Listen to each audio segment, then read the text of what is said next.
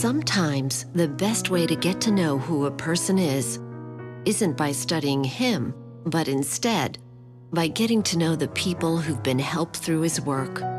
Take, for example, Thomas Sowell. Just a few weeks ago, Thomas was doing what 15-year-old boys should be doing: playing baseball, practicing drums, going on ski trips with his Boy Scout troop. That's when the Sowells' lives changed. We were sitting in our Sunday school class, and a friend walked in and said, Thomas has been injured on the trip. And we both thought, oh, he broke his arm. And they said, no, he's unconscious. When the Sowells arrived in Asheville, they quickly learned how serious the situation was. The neurosurgeon walked in the room and he just said, this is bad. This is really a bad brain injury. And the room started spinning and I about fell to the floor. I did not expect to hear anything that devastating. At the urging of friends and neighbors, the Sowells were encouraged to move Thomas to Grady. They quickly set up at the Bernie Marcus Stroke and Neuroscience Center and learned it had been built with families like theirs in mind. It kind of became our own little home away from home. Mm-hmm. We were given so many cards, prayer blankets. All the doctors, all the nurses, everyone there cared.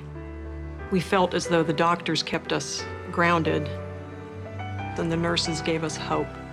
And it was with the efforts and support of the Grady staff that the Sowells were able to plant those seeds of hope. And they soon began to grow.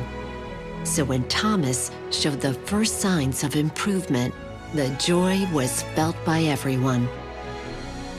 When Thomas first woke up from the coma, one of the nurses we really loved, Jason, started crying.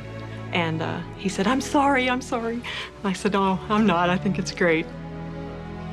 At the time that they finally did take that breathing tube out, we thought, okay, this is good, he's breathing. And then Dr. Dahl said, what's your name? And he said, Thomas. And he said, what year is it? 2011. That was the miracle part. That's the part where we said, he's still in there. Thomas's brain is still working. While Thomas will undergo months of physical therapy, he's years ahead of where anyone thought he would be during those first bleak hours.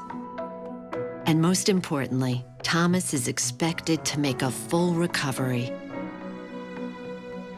We are people of faith, and we had hundreds and thousands. I mean, I can't even tell you how many people from all over the world praying for Thomas, still praying for Thomas.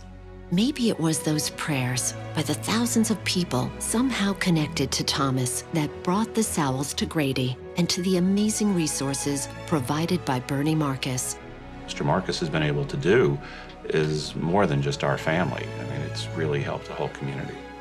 We owe him our son's life. We owe him everything. You can't put a price on my son's future. And so it's not just Thomas Sowell or his family or all of the people touched by his recovery. It's thousands and thousands of people around the world who've been touched by the work of Bernie Marcus. Atlanta can't live without Grady. Grady can't live without you.